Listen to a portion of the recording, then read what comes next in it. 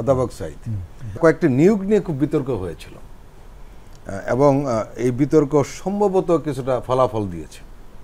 পরবর্তী সময় কিছু নিয়োগ দিয়েছে যারা সবাই অ্যাপ্রিসিয়েট করেছে। তাহলে সরকার এই সমালোচনা শুনছে, আপনার কি মনে হয়?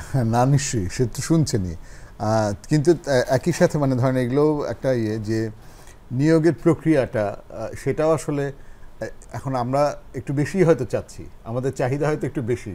আওয়ামী লীগের আমলে তো আমরা কিছুই চাই নাই, আমরা তো কিছু চাইতেই পারিনি। তো আমরা হয়তো সরকারের কাছে একটু বেশিই চাচ্ছি, কিন্তু আমরা এটাও চাইবো যে এখনই না, কিন্তু সরকার নেমে যাবার আগে অন্তত ধরেন নিয়োগের প্রক্রিয়াগুলো, হ্যাঁ, প্রত্যেকটা যেন একটা নির্দিষ্ট, ধরেন এই আমি প্রোভাইস চ্যান্সেলর হয়েছি, এখন ধরেন কত মানুষজন, ধরেন আমার কলিগরাই অনেকে বলবে যে কোন নীতির ভিত্তিতে, কোন নীতিমালার ভিত্তিতে অমুককে দেওয়া হয়েছে।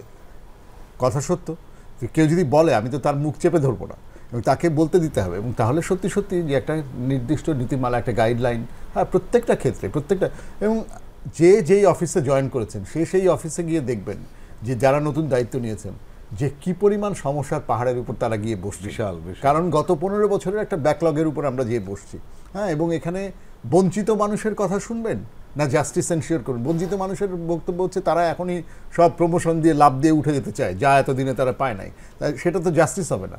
তো ফলে আমরা আসলে কতগুলো নিয়োগ ভালো হয়েছে, সরকার সমালোচনা শুনছেন, সেটা যেমন ঠিক, হ্যাঁ, আর সরকারে থাকলে সমালোচনা শুনতেই হবে, যে কাজ করে তাকে সমালোচনা শুনতে হয়, হ্যাঁ। আপনি যদি ফ্যাসিস্ট রেজিম হন তাহলে আপনি সমালোচনা না শোনার ব্যবস্থা করবেন, হ্যাঁ। তারপরেও মানুষ কত ভাষায় সমালোচনা করে।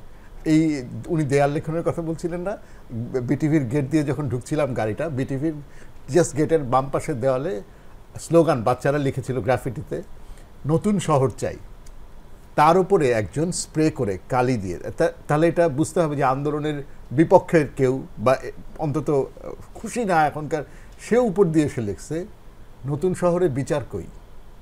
তো দিস ইজ ভেরি ইন্টারেস্টিং।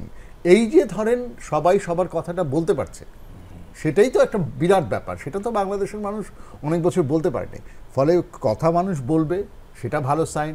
সরকারকে দুটো গালি দিলে সেটাও কোনো সমস্যা নাই, গালি দিলেই সরকার এত ঠুনকো না, পলকা না যে গালি দিলে সরকার হুড়মুড় করে ভেঙে পড়বে। সরকার যদি সেই ক্রিটিসিজমকে কনস্ট্রাকটিভভাবে হ্যান্ডেল করে, সেটাই হচ্ছে আমাদের চাওয়া, এর বেশি আসলে কিছু নাই চাওয়ার।